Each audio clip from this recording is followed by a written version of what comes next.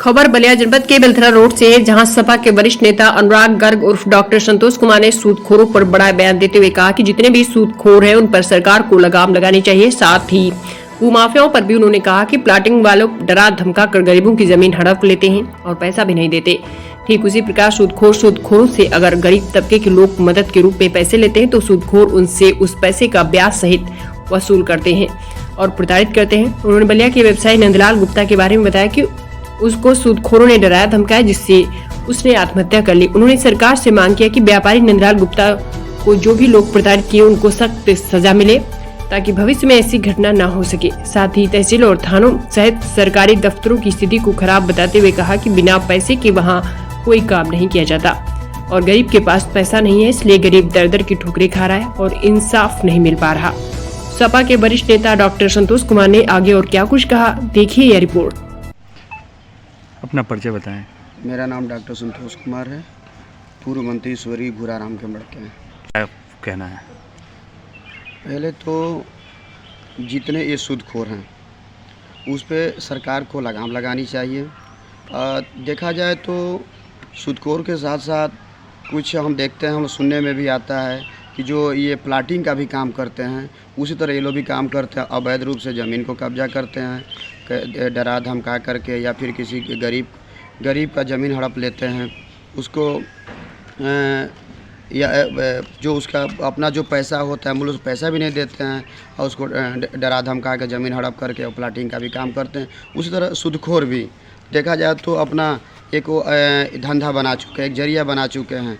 ये या तो उनसे कोई गरीब तबके लोग मदद के रूप में पैसा लेते हैं तो वो लोग सूद के रूप में देते हैं और उस समय से अगर गरीब नहीं चुकता कर पाता है तो उसके ऊपर जाति जुल्म की जाती है, अत्याचार की जाती है, उसको डराया धमकाया जाता है, जिससे कि बेचारा अपने आप आत्महत्या करने के लिए मजबूर हो जाता है।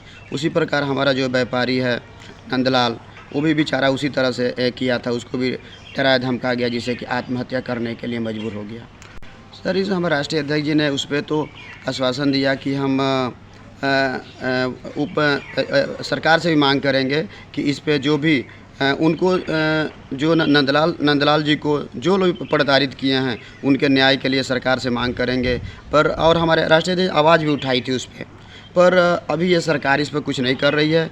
जैसा कि देखा जाए तो तहसील वगैरह भी हुआ, चाहे जो भी सरकारी दफ्तर हुआ, वहाँ भी लोगों को अच्छी तरह से मदद नहीं मिल पा रही है। वहाँ भी देखा जाए तो पैसे दे करके ही काम हो रहा है, तो सरकार को इस पर भी पहल करनी चाहिए।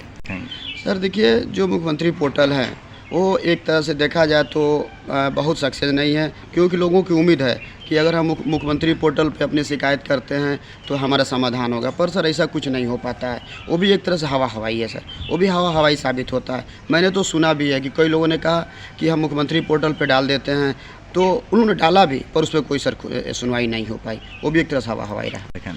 सर सरकार तो बड़ी बड़ी दावे करती हैं कि हम अच्छा काम कर रहे हैं, हम काम के प्रति अग्रसर हैं, जो कि ऐसा कुछ नहीं है।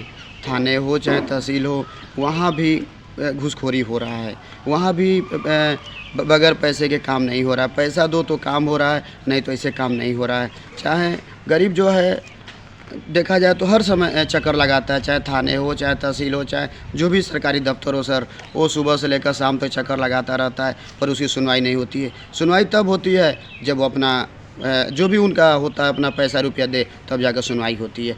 इस पर इस सरकार को पहल करनी चाहिए।